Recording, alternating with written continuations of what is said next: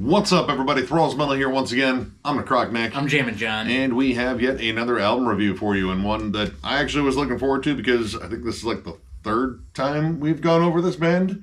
Yeah, maybe. I think so. It's hard to keep track of these things. Yes. So we're going to go over the latest offering from Extinction A.D. to the Detested. This also comes out on the 16th of August on Unique Leader Records. This band formed in 2013 in Long Island, New York. This is their fourth full-length overall. I got into them with their album Faith Killer. We actually saw them play here in Toledo at the Ottawa Tavern. Yeah, that's right. They were playing a show with Jungle Rot, I believe. Yep. And put on a solid show, had some technical issues.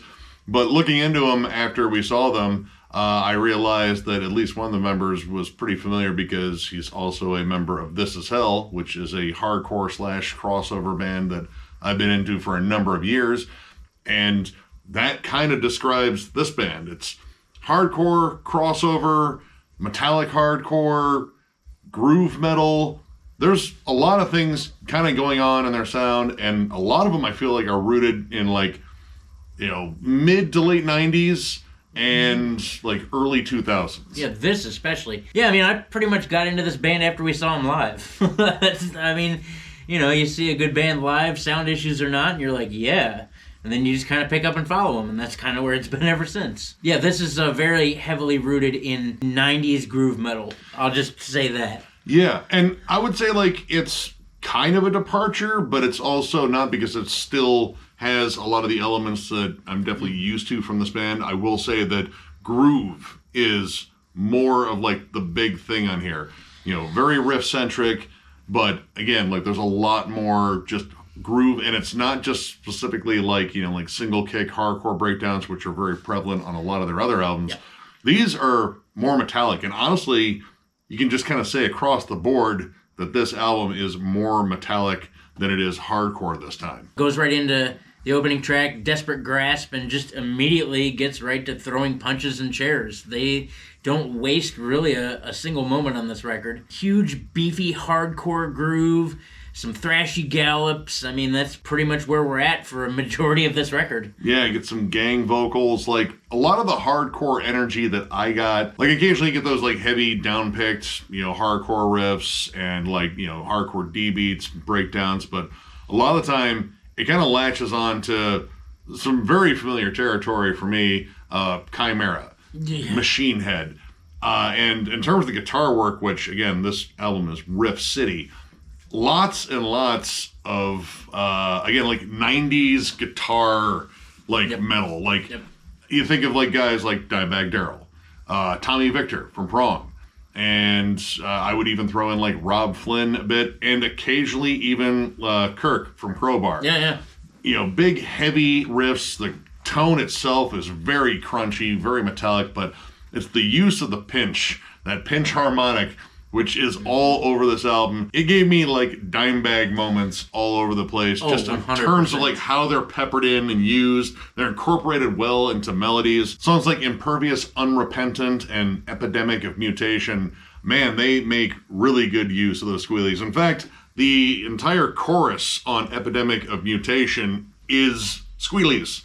It's all pinches, and I don't know, it's just kind of interesting. It screams like a very Tommy Victor move, because I feel like that dude, if there's room to throw in a little squealy, he does it. And I mean, I've been listening to Prong since I was a teenager.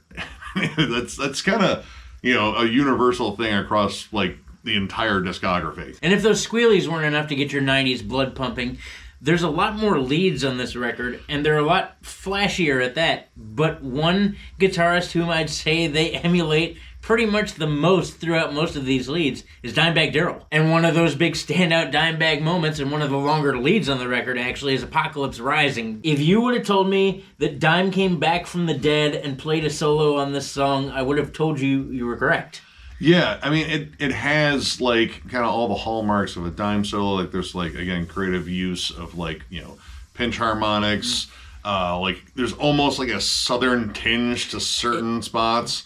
And, just quick runs of just blazing fast notes. And it does change up a little bit. There is some variety to the leads, especially when you get down to some of the later tracks like Shepherding Swine and The Cure the Cause.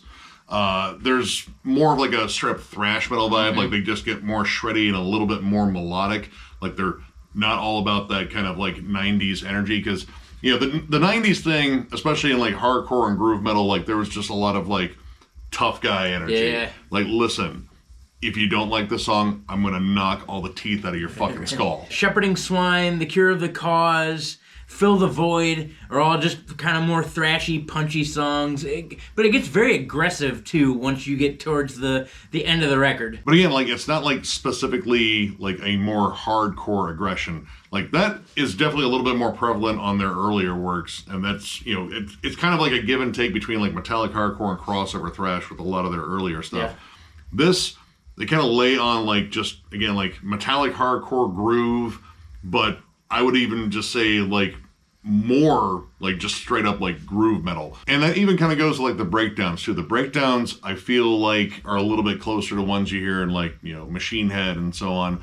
You don't get a lot of the single kick, like Sick of It All, Madball kind of like breakdowns anymore. Like there's still a couple on here, but there's more about that like stuttered kick and syncopation that's, more that metallic hardcore sound, like especially like like mid-2000 stuff. And there's a lot of breakdown moments, too. Like, there's only actually really a handful of what I would consider to be actual, by themselves, standalone breakdowns. Desperate Grasp has one. Escape from New York and Fill the Void. Those are songs where I think there's actually, like, a thought-out breakdown. But for the most part, when they transition riffs, they'll use a more mid-tempo, almost breakdownish riff to do it. It's more, again, like groove. Like, just kind of like let's find a good mid-tempo, headbangable rhythm to kind of just lay on and just chug on top of it.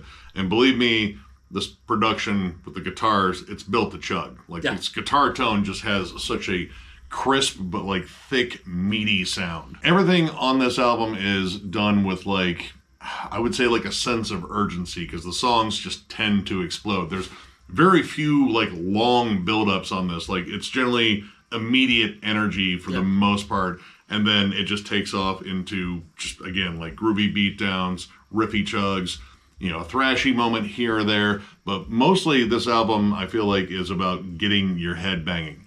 Now, it is not like bereft of melody or anything like that. There's definitely like some good like melodic riffs that pop up occasionally behind the veil of sanctity. Shepherding Swine in particular has like, again, kind of like a mid-2000s melodic metalcore kind of hook to it, like a little bit like Unearth or Kill Switch Engage, but it doesn't have, again, like the big soaring chorus or anything like that, well, you would definitely hear in Kill Switch Engage. Yes. Maybe not so much in Unearth. But there are like some more melodic vocals that come in, and I wouldn't say like they're like straight up melodic. Like, he's not doing like flat out like singy stuff.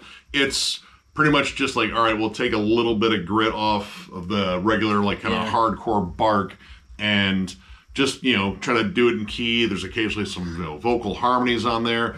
Generally, I prefer like just like good gang vocals in there, because gang vocals, I mean, that's kind of like this moment of the song means business. This moment of the song wants to fight you. Yeah, and I don't know, and maybe I didn't hear them as much. I didn't really hear as many clean vocals as I did him just trying to be in key in like specific moments in a chorus. No, I mean, again, it's like, like a more melodic approach to kind of the gruff delivery. When it comes down to this guy's vocals, I got used to them in This Is Hell, because they had a frontman who just barked furiously, and he would come in and supply like a more melodic but gruff vocal to kind of like do a give and take.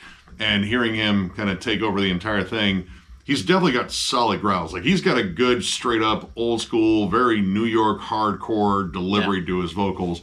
It's the cleans that, I don't know, like, I'm still kind of getting used to. It's kind of been a thing, like, throughout their albums, like, I don't know if those necessarily quite gel for me, but it does add another dimension to their sound. And, well, one of the tracks I was kind of expecting, like, another dimension to their sound was the song Impervious Unrepentant, because that one actually features Matt Heafy on vocals.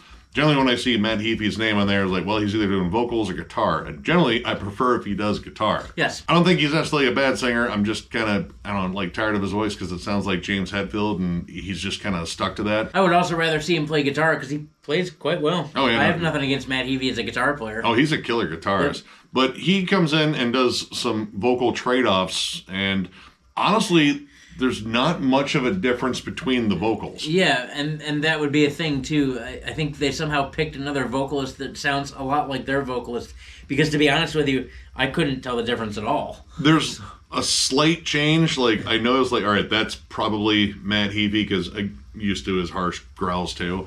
But it's harder to tell because they both have a very similar delivery. And it was actually interesting hearing the more melodic vocals not come from Matt Heafy on there, because generally when, again, I see his name pop up for vocals, like, he could be doing cleans. Who knows? But that wasn't, like, the only surprise on here. Like, there were a couple of tracks that I think were a little bit different, like big standouts. Like, Epidemic of Mutation in particular, it borders on death metal. Like, it's heavy syncopated chugs, like almost kind of like Decapitated, Fear Factory maybe, but it has a different kind of intensity. I want to say that the vocals might be even lower on that one too, like the growls are a little bit more like deep. Actually, for just a second, it comes real quick. I think it's only one word, but there is a full-blown death growl on that song. But that song is kind of like all over the place. Like, you have like more melodic sections with like vocal harmonies, or like kind of like, again, those gruff vocal harmonies. Again, this is the one with the chorus that is like all the squealies. And I mean, it's kind of interesting. Like, it just kind of reminded me of, like, you know, sitting back and listening to like Far Beyond Driven as a kid. And there's a really interesting transition toward the end where it kind of drops out and you get these like kind of like muttered vocals. Like, they're singing, but it's very like kind of low and kind of like, I don't know, like kind of Kurt Cobain-ish. Like, it kind of reminded me of Nirvana just for a little bit. And then it comes in with the last chorus, which they kind of dropped the squealies on that one. And honestly, it kind of sounded a little bit better. Now, the biggest surprise on this record, I think, is the song Burnt Sienna, which the beginning of it, I'll be flat out on it, sounds like a Soulfly jam. Like Soulfly 2, 3 maybe. Yeah. I don't know. But even the vocals for that part are sung in what sounds like Spanish. It sounds like Spanish. Yeah. But it's just tribal, like, hand drums and, like, kind of whirly, like, Spanish guitar. It's really just something that comes out of nowhere, because that's something that has not popped up on any of their albums before, at least as far as I remember. It's a tribal drum pattern, but it's Latin percussion too. Yeah. So you could even draw some comparisons to like Puya or like Il Nino too. And it leads in, again, with all these, like, you know, world music elements. And it's a kind of an interesting build. Like, all right, are we going to build in, like, a kind of like a Rada Mahata kind of jams? Like, because I still love that song. But it transitions kind of into, like, well, like, one of the songs on here. Like, you could kind of, like, pick a groovy, heavy moment on here, and it feels like it's kind of, like, just pasted in between. It does revisit the melody towards the end, but I don't know, like, it felt like kind of like a half commit to, like, doing, like, you know, like an interesting, like, Latin percussion jam in there, because it drops all that out. Yeah, it becomes almost a hardcore song. It's almost like two separate songs where they just revisit both parts twice. Like, if they would have held on to that percussion thing, or held on to, like, the Spanish guitar, or brought back some acoustics behind, like, the hardcore part, and made it cohesive all the way through, I can see how it would have made more sense than to make it two separate songs. Yeah. And, I mean, like, again, like, the middle of the song is cool, but it doesn't do anything else that, I mean, almost any other song in here does well. The whole Latin percussion thing is honestly the thing that makes that song stand out. And part of me thinks if it was, like, fully integrated into the song, like, at least, like, in the background, you still heard the percussion. Or, you know, when it came down to, like, a more melodic kind of, like, chorus hook, you brought back the Spanish guitar just to kind of back up the electric guitars.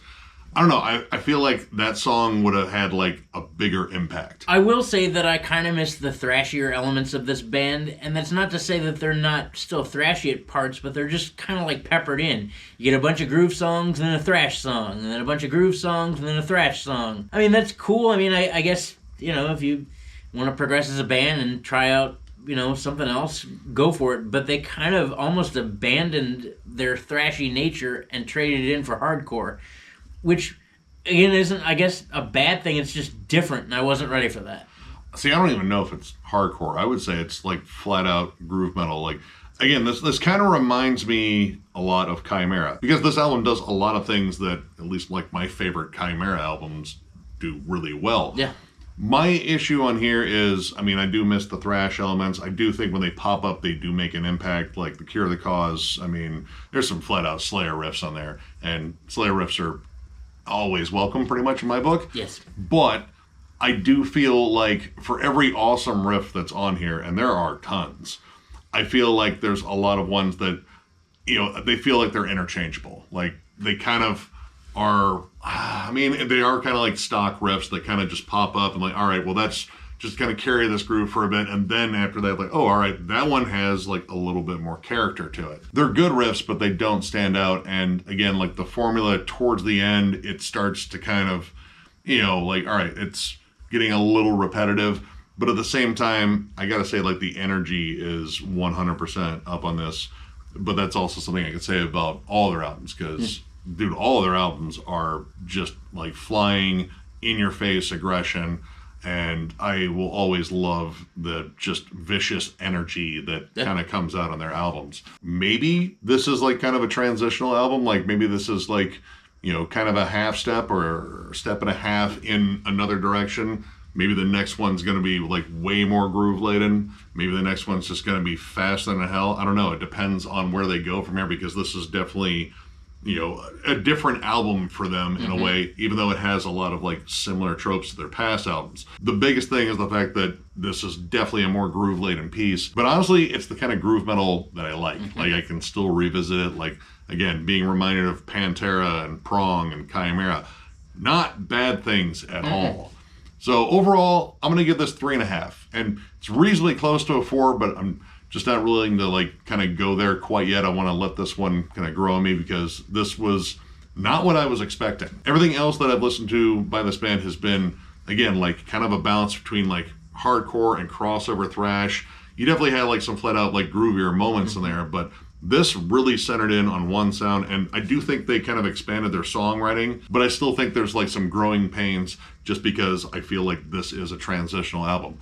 But I think they're doing it pretty well. The leads on here absolutely rip. Groove aplenty, breakdowns, tons of great riffs. I mean, it's got energy. Like, this thing is just a beast from start to finish. And it reminds me of, like, again, like kind of like two specific eras. Like, I get like that mid-90s vibe. I also get like that early 2000s vibe. But yeah, if you're a big fan, again, of Machine Head, I would even say like Trivium to a degree, but, you know, like definitely less melodic. I would even say, you know, some Hatebreed in here too, some Earth Crisis. Now, there's a lot of bands that this reminds me of. It's kind of an amalgamation of a lot of stuff that I used to listen to and still listen to. But yeah, if any of that sounds good, definitely check this out. I'm going to go ahead and give this record a 4. Having that 90s sound of groove metal, there's a bunch of stuff in here that I enjoyed.